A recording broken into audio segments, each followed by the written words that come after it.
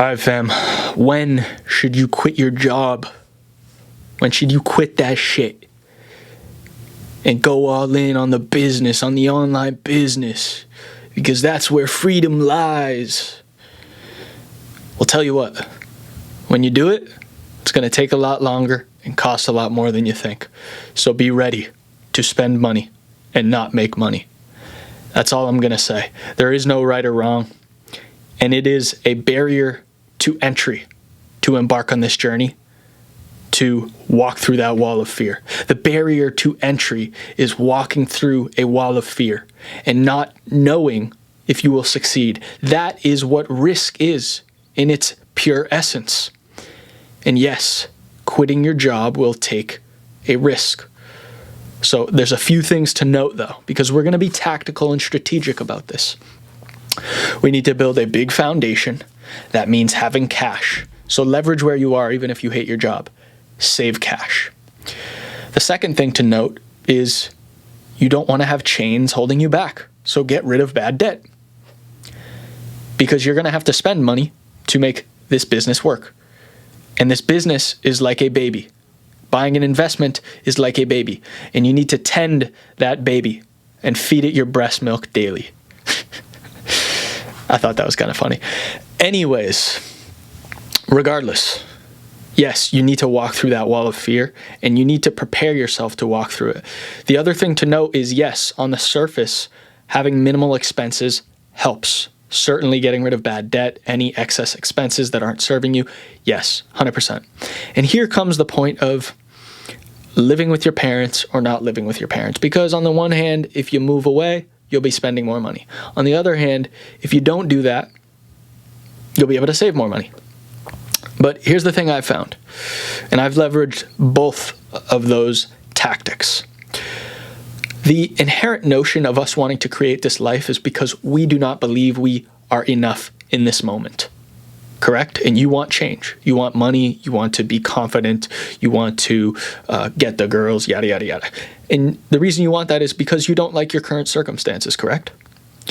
So with that being said, this poses the difficult question. Because in that notion of wanting to become, we are fishing for external validation. And it's very hard when you're trying to prove and create. And ultimately, it's not anybody's right around you to support you or to even believe you, because results are what make people believe. And ultimately, at the bare minimum, if you are staying at home, you need to make sure your dynamic is very healthy and you can uphold your time and your boundaries.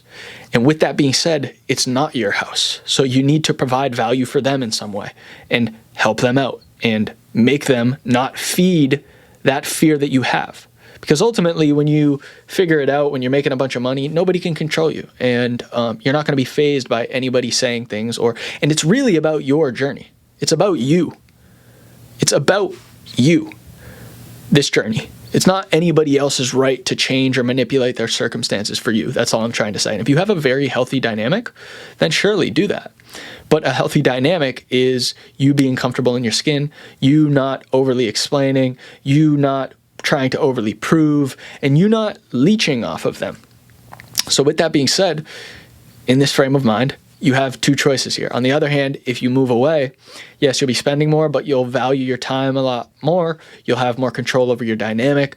And who's to say what's right or wrong? If you have the perfect family, then maybe it's easy for them to, for you to be able to do this. On the other hand, I live with my mom and my two brothers.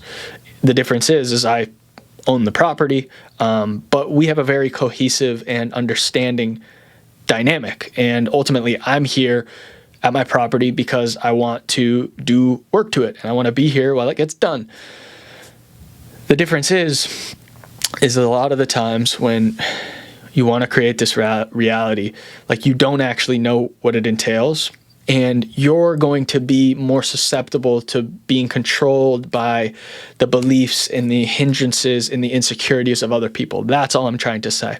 I know I kind of went roundabout there on a tangent, but that's all I'm trying to say is like, it's not a bad thing, but ultimately, like, remember, there is no linear way, and your life is the greatest personal development video. So I say that your best bet is to take some sort of risk and walk through a wall of fear. And that'll give you stories and confidence to be able to translate into creating a business or putting yourself out there or manifesting the relationships that you want. So when do you quit your job? Certainly.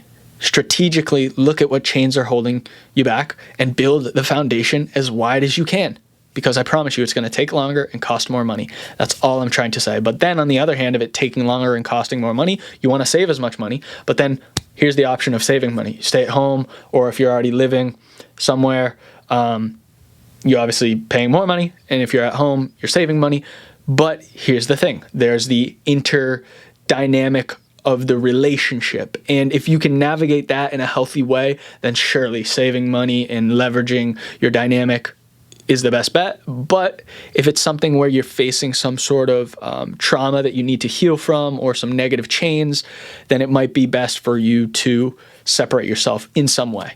Maybe you even just find a place to work that isn't around that dynamic. Because all I'm saying is a lot of people that I've talked to get trapped by that negative cycle.